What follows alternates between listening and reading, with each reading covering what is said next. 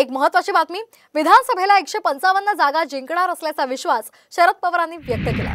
लोकसभा निवडणुकीमध्ये 155 जागांवर आमचा विजय झालाय, यावरूनच लोकांचा मूड लक्षात येतो असं त्यांनी म्हटलेलं आहे। तर आपण पाहतोय मोदींच्या गॅरंटीवर आता जनतेचा विश्वास राहिलेला नाही, त्यांची गॅरंटी खोटी निघाली अशी टीकाही शरद पवार यांनी केलेली आहे। सारी गोष्ट मोदींच्यावर विश्वास राहिला नाही, मोदींची गॅरंटी खोटी निघाली।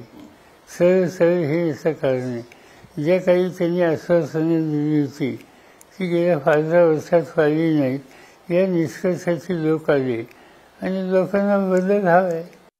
लोकसभेची निवडणूक झाली आणि आम्ही 30-31 जागा जिंकल्या। तुम्ही विधानसभेचे जर मतदारसंघ बघितले तर 155 मतदारसंघामध्ये आम्हा लोकांचा विजय झालेला आहे।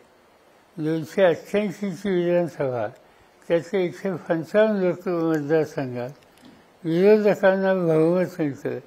याचा अर्थ उद्या त्याला विधानसभेत लोकांचा मूळ काय हा स्पष्ट होतो।